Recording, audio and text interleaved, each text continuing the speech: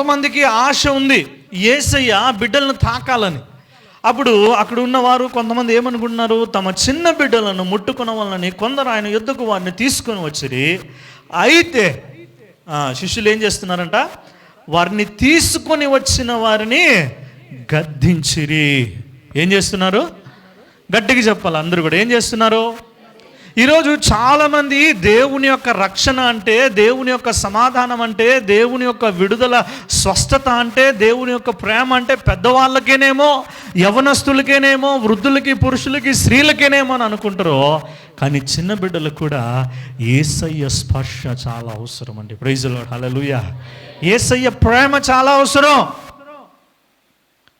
వారు ఆయన యుద్ధకు వారిని తీసుకొని వస్తుంటే వాళ్ళు ఏం చేస్తున్నారు? శిష్యులు గద్దిస్తూ ఉన్నారు. అరే మీకేం పని లేదా? మీకు ఎందుకు వస్తున్నారు? మీరు అల్లరి చేస్తున్నారు, మీరు రావద్దండి, ఆయన దగ్గరికి వచ్చినా మీకేం ప్రయోజనం లేదు, మౌనం ఉండండి. వాళ్ళని గద్దిస్తూ ఉన్నప్పుడు ఈ విషయాన్ని ఎవరు చూశారు? సమాధానం చెప్పండి బైబిల్ చదివే వాళ్ళు. ఎవరు చూశారు? యేసు. అది చూచి కోపపడ్డాడంట. యేసయ్యకి వెంటనే కోపం వచ్చిందండి. చాలా కొద్ది సందర్భాల్లోనే యేసయ్యకి కోపం వచ్చింది. ఆయనకి వెంటనే కోపం వచ్చింది. ఎందుకు కోపం వచ్చింది?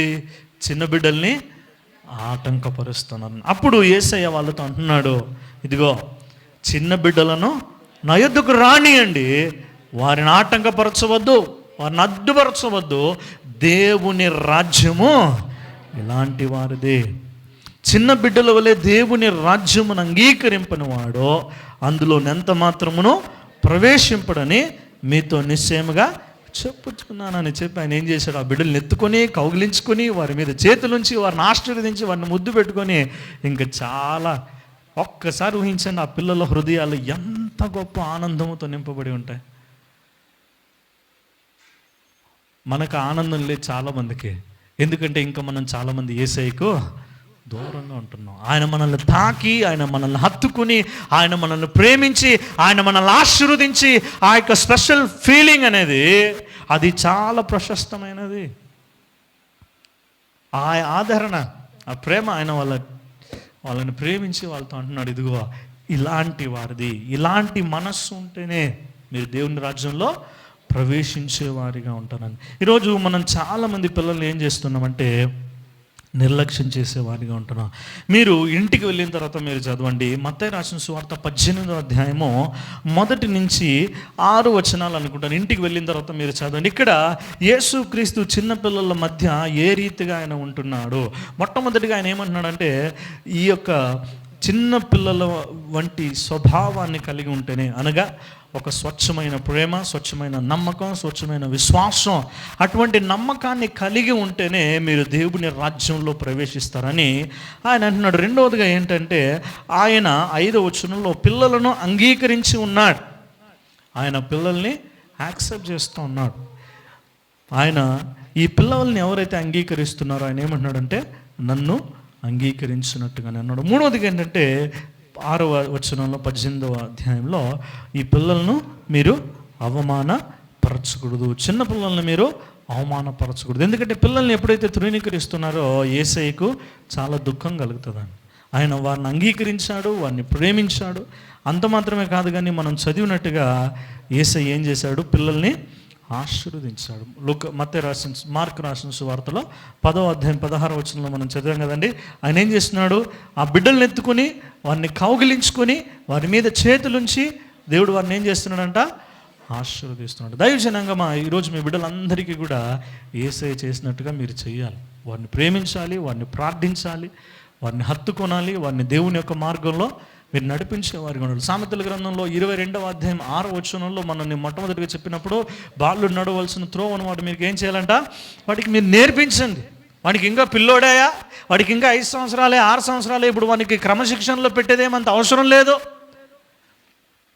Proverbs 22:6 వాడిని నడిపించేంత అవసరం లేదు, వాడికి నేర్పించేంత అవసరం లేదు. అంటే వాడు పెద్ద అయినప్పుడు ఏమవుతాడో నిన్ను, మనకు బాగా తెలిసిన సామెత ఏమంటే, చెట్టు గురించి చెప్తాం కదా, మొక్క వంగనిది.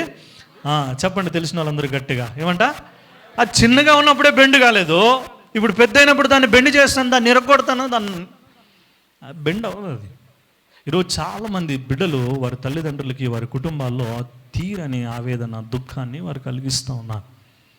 చాలామంది తల్లిదండ్రులు బయటకు చెప్పుకోలేని పరిస్థితుల్లో ఉంటున్నారు బిడ్డల గురించి.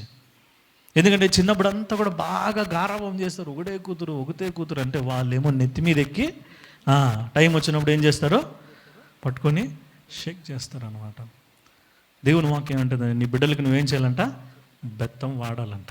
అప్పుడప్పుడు ఇదేంటిది, ఇది దుడ్డు కర్ర, అప్పుడప్పుడు దీన్ని ఏం చేయాలి, వాక్యానుసారంగా. ఈరోజు చాలామంది, ఎంతోమంది యవన బిడ్డలు, చంటి బిడ్డలు చిన్న వయసులోనే 12-13 సంవత్సరాలు వచ్చేవాటికి బయటికి మీరు వెళ్తే గాంజా, సిగరెట్లని, పాన్ పరాకులని, ఇంకా చాలా చెడు వ్యసనాలకు బానిసలపై మత్తులో తూలుతూ ఉన్నారు.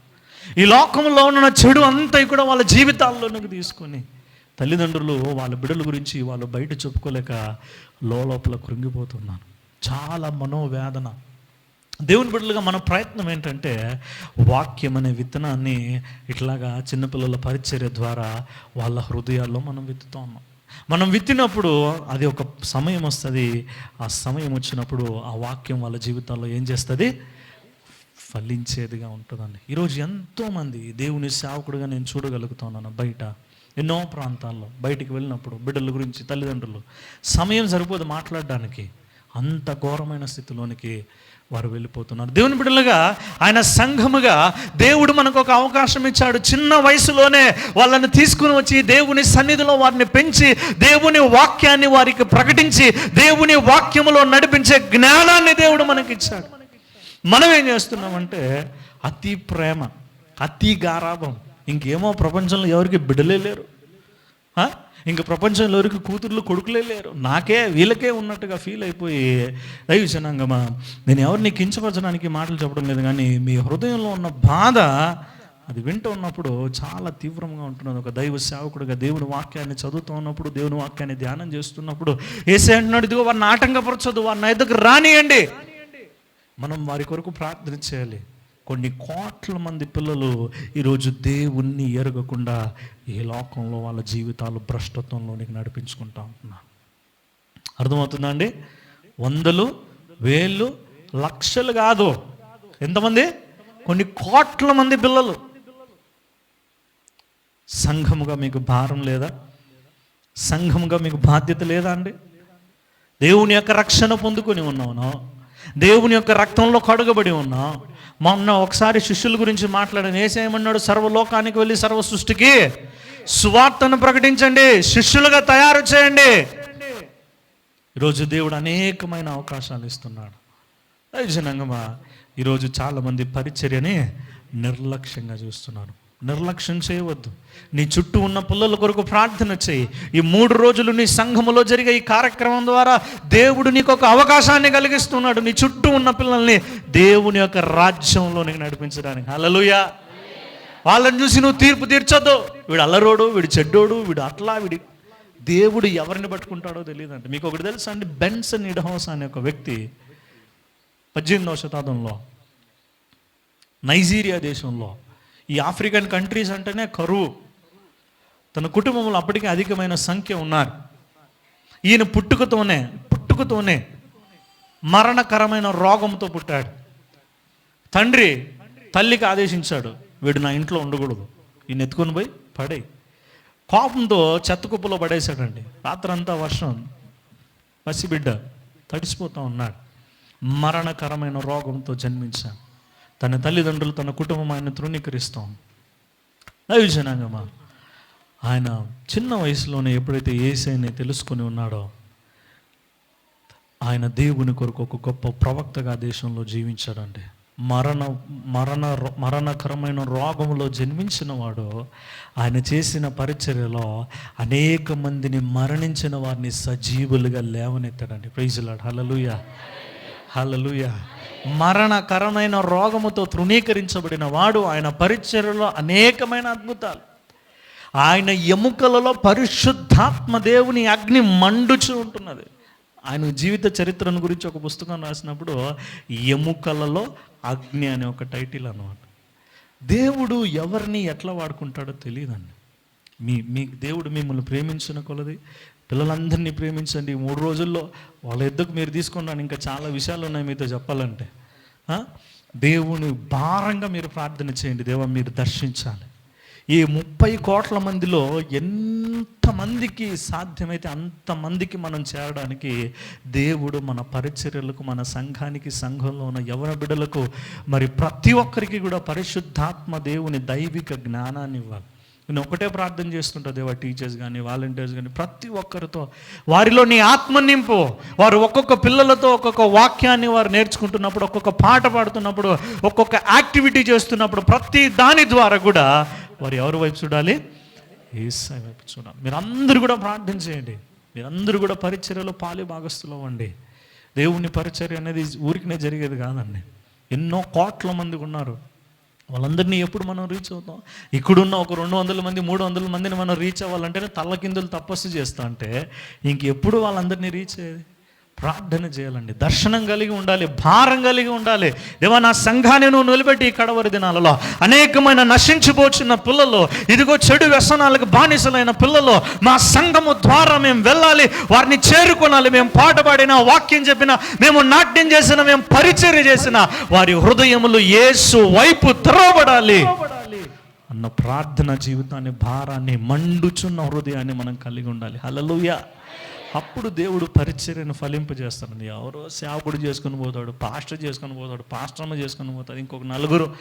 ప్రతి ఒక్కరు కూడా భారాన్ని పంచుకోవాలి, బాధ్యతను తీసుకోవాలి, మెలకువగలిగి ఉండాలి. దేవుడు మీకు ఇచ్చిన తలాంతులన్నింటినీ, దేవుడు మీకు ఇచ్చిన సామర్థ్యం కొలది మీరు కనుక పరిచర్యలో మీరు పాలు పంచుకుంటున్నప్పుడు, మీరు చేసిన యొక్క త్యాగాన్ని బట్టి, మీరు తెచ్చిన యొక్క అర్పణను బట్టి ఒక్క ఆత్మ ఇట్లా లేచి నిలబడితే ప్రపంచాలని కదిలించేది ఎట్లా ఉంటుందండి?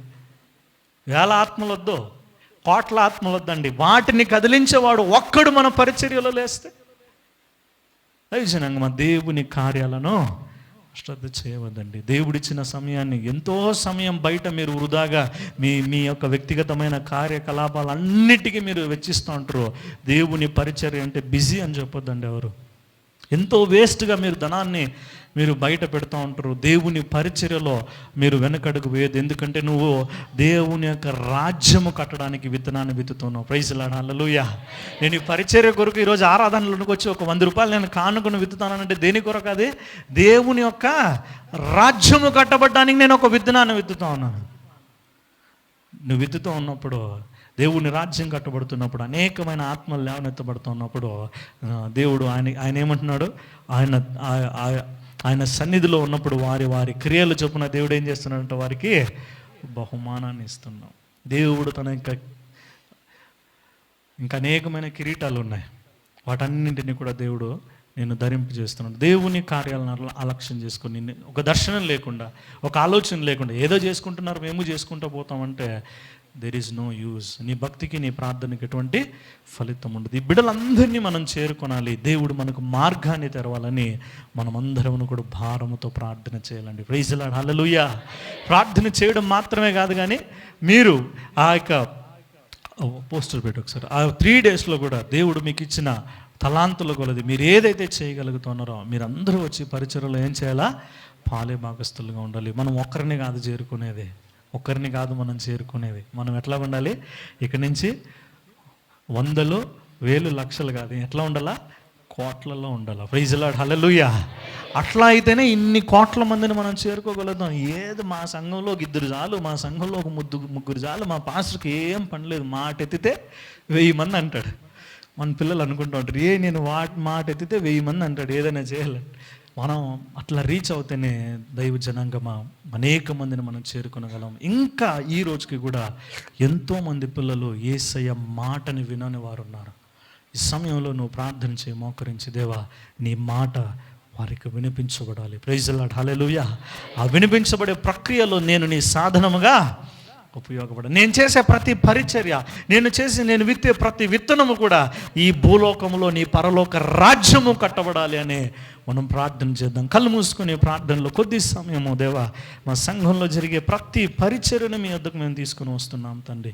ఒక దర్శనముతో మమ్మల్ని తీసుకుని వెళ్ళండి దేవా. కొన్ని కోట్ల మంది దేవా, ఇంకా నా భారతదేశంలో కేవలం భారతదేశాన్ని గురించి మాత్రమే నేను ఈరోజు మీకు జ్ఞాపకం చేశాను. ఇంకా ఈ ప్రపంచవ్యాప్తంగా అయితే ఇంకా ఎన్ని వేల కోట్ల మంది ఉంటారో దేవుణ్ణి ఎరగని వారు. ఒక్క క్షణం యథార్థమైన మనస్సుతో నువ్వు ప్రార్థన చేయగలవా? దేవా ఎంతోమంది నిన్ను ఎరగని వారు ఉన్నారు, నిన్ను తెలియని వారు ఉన్నారు. దైవజనంగా ఒక పాట మనం ఎప్పుడు పాడుతుంటాం, నా పేరే తెలియని ప్రజలు ఎందరో ఉన్నారు, నా పేరును వారికి ప్రకటింప కొందరైనా ఉన్నారా, మీలో ఎవరైనా వెళ్తారా, లేకపోతే మీరు వెళ్ళే వారిని పంపగలుగుతారా అని దైవజనంగా మనం ప్రార్థన చేయాలి. ప్రతి పరిచర్య కూడా ఎంతో త్యాగముతో కూడుకుని ఉన్నది, ఎంతో కష్టంతో కూడుకుని ఉన్నది. నువ్వు ఎప్పుడైతే ప్రార్థన చేస్తున్నావో దేవుని యొక్క పరలోక రాజ్యము భూలోక రాజ్యములో కట్టబడును గాక. ప్రతి ఒక్కరు కూడా మనం ప్రార్థన చేద్దాం. దేవా, ఈ 3 రోజుల పరిచర్యలో మీరు మాకెందరైతే పిల్లల్ని ఇస్తున్నారో వాళ్ళందరినీ ఎత్తిపెట్టుకొని మేము ప్రార్థిస్తున్నాం. ఒక్క ఆత్మను మాకు దయచేయండి, ఒక్క అద్భుతమైన కార్యాన్ని జరిగించండి, ఒక్క చంటి బిడ్డను మీరు మార్చండి దేవా. వాళ్ళ ద్వారా నువ్వు వేల మందిని, లక్షల మంది, కోట్ల మందిని మార్చగలిగిన దేవుడు. నా దేవుడు గొప్ప దేవుడు. నా దేవుడు చిన్నోడు కాదండి, నా దేవుడు సర్వ సృష్టికర్త, ఈ సృష్టికి యజమానుడు నా దేవుడు.